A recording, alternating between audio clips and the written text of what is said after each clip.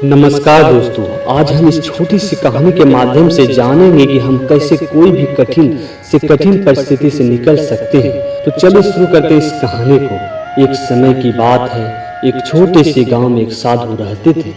वो बहुत ही सादगी जीवन जीते थे और लोगों को सहायता करने में हमेशा तैयार रहते थे। वे हमेशा प्रकृति से गहरा संबंध रखते थे और मानवता के लिए सत्य, न्याय और धर्म के मार्ग को ध्यान में रखते थे।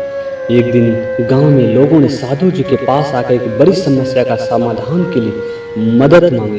वे कहने लगे, साधु जी, हमारे यहाँ बाढ़ की चपेट आने वाला है। हमारे गांव में बच्चे, बुजुर्ग और अन्य लोग परेशान हैं। कृपया हमें राहत दिलाएं और हमारी समस्या का हल बताएं। साधु जी ने दुखी लोगों को समस्या को सुना और उन्हें शांत करने का निर्देश दिया। उन्होंने कहा, आप सब चिंता छोड़िए, मैं बाढ़ से निपटने के लिए कुछ करूंगा, लेकिन तुम्हारी मदद के लिए तुम सबको मेरे आदेशों का पालन करना होगा। सभी लोगों ने साधु जी के आदेशों का पालन करने का वादा किया और वे सब उनकी गाइडेंस में चलने लगे।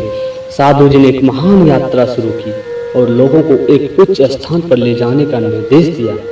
यात्रा के दौरान लोगों ने कई कठिनाइयों का सामना किया, जैसे कि ऊंचाइयों पर चढ़ना, धूप में चलना और तापमान को सहना इत्यादि। परंतु सभी लोग साधु जी के आदेशों का पालन करते रहे और साथियों के साथ मिलजुल कर आगे बढ़ते गए।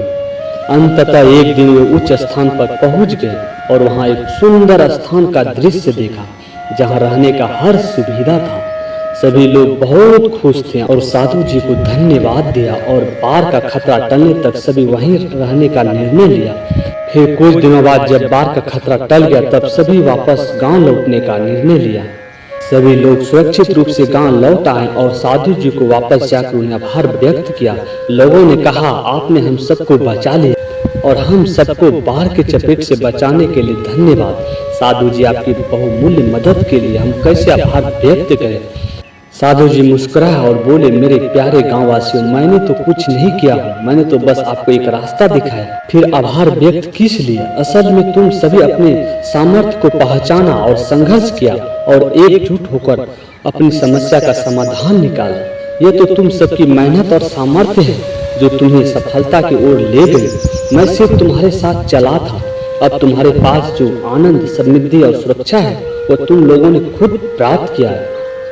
तब सभी लोग समझ गए कि वे स्वयं ही अपनी समस्या का समाधान निकाल सकते हैं और वे साधु जी के मार्गदर्शन से अग्रसर होने के लिए धन्यवाद व्यक्त करने के बजाय खुद की प्रशंसा करने लगे।